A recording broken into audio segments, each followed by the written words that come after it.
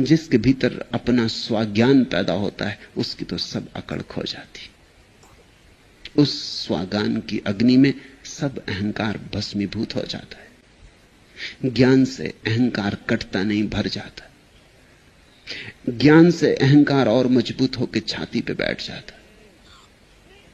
तो चूक हो गई, दवा जहर हो गई, औषधि शत्रु हो गई, औषधि बीमारी बन गई। ज्ञान का तो अर्थ ही यही है कि काट दे अहंकार को।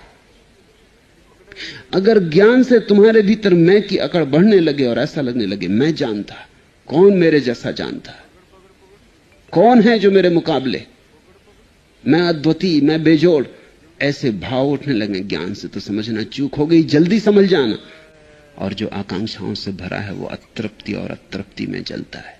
तुमने नरक में लपटों में जलने की बात सुनी है, वो नरक कहीं और नहीं है, वो तुम्हारी आकांक्षाओं का नरक है जिसमें तुम अभी जल रहे हो। इस भूल में मत पड़ना कि मर के तुम नरक में जाओगे। तुम नरक में हो। नरक में होने का अर्थ इतना ही होता है तुम्हारा मन वासना की लपटों से भरा है।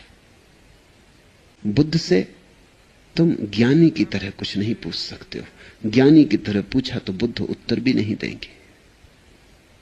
बुद्ध से तो झुक के पूछो तो ही उत्तर मिल सकता है, झोली फैलाओ तो ही उत्तर मिल सकता है। इसलिए 3 बार प्रणाम करके, 3 बार झुक के। क्यों 3 बार? एक बार झुकने से ना चलेगा, तुम्हारा भरोसा नहीं।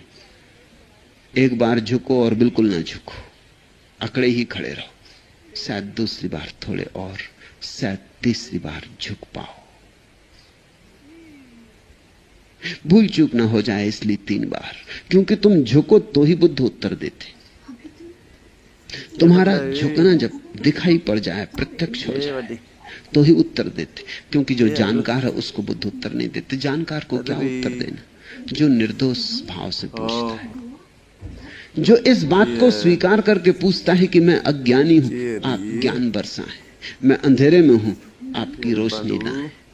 लेकिन जो इस अकड़ से पूछता है कि रोशनी तो मेरे पास ही है, ठीक है चलो तुमसे भी मेल ताल कर लें, देखें तुम्हारे पास भी रोशनी है या नहीं। उत्तर तो मुझे मालूम ही है, तुमसे भी पूछे लेते हैं कि शायद मेल खा जाए, शायद तुम्हें भी ठीक उत्तर पता हो। अगर मुझसे मेल खा जाए तो तुम्हारा उत्तर ठीक, अगर मेल ना खाए तो तुम्हारा उत्तर गलत। ऐसे लोगों को बुद्ध पुरुष उत्तर नहीं देते, क्योंकि क्यों व्यर्थ बात करनी। इस देश में ये बड़ी प्राचीन परंपरा है कि गुरु के पास कोई जाए तो झुका हुआ तो ही कुछ पाएगा। झुकोगे